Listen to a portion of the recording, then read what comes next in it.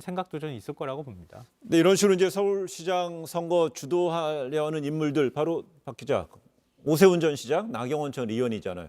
두 인물이 어젠가 그제 만났다면서요. 네, 지난 3일 일요일이었습니다. 예. 뭐 좀 뒤늦게 보도가 되기도 했는데요. 오세훈 전 서울시장과 나경원 전 의원이 3일 일요일 날 만났다고 합니다. 뭐 국민의힘이 중심이 되는 선거에 대해서 논의했다라고 알려졌습니다.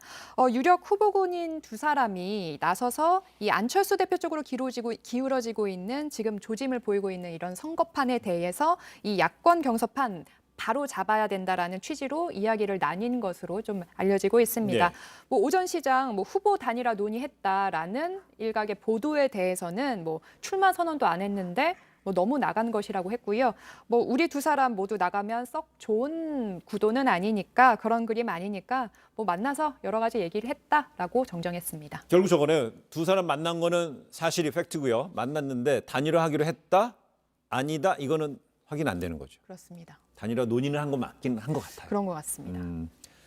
근데 결국 보니까는요, 오늘도 국민의힘의 오신환 전 의원도요, 서울시장 출마 선언을 했습니다. 야권에서는 이렇게 출마 선언이 계속 잇따릅니다. 그런데 김성환 평론가, 네.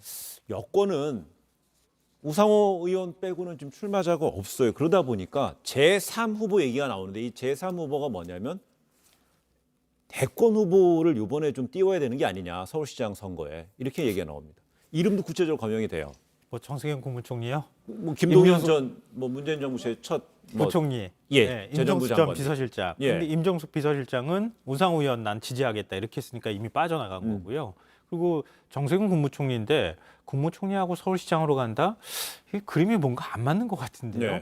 네. 김동연 부총리가 과연 민주당에서 당원들의 지지를 얻을 수 있을까? 이건 사실 의문이 생기는 겁니다. 그러니까 어찌 보면 그러니까 인물 선거가 될 가능성도 상당히 높아요. 왜냐하면 지방선거 같은 경우에는 인물 구도가 굉장히 중요하긴 한데요. 네. 그렇다 하더라도 인물 구도만으로는 이길 수 없어요.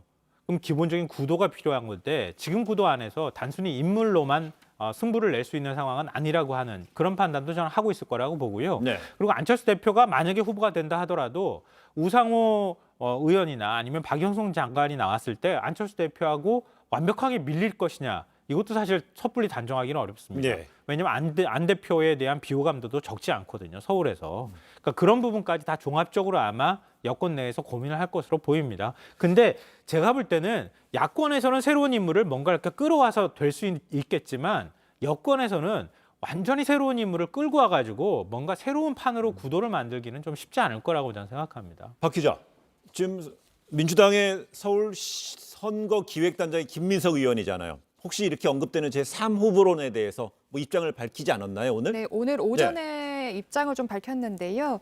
당 일각에서 제3 후보 내어야 된다는 뭐 주장이 있다는 보도에 대해서 뭐 아니다, 뭐 그러한 거 뭐 염두에 둔 거 아니다, 뭐 논의된 바 없다, 접수된 바 없다라고 했습니다. 그 네. 가운데 뭐 그래서 뭐 이름에 대해서 뭐 김동연 전 경제부총리 차출하는 게 아니냐, 뭐 관측에 대해서 이제 부인한 겁니다. 예.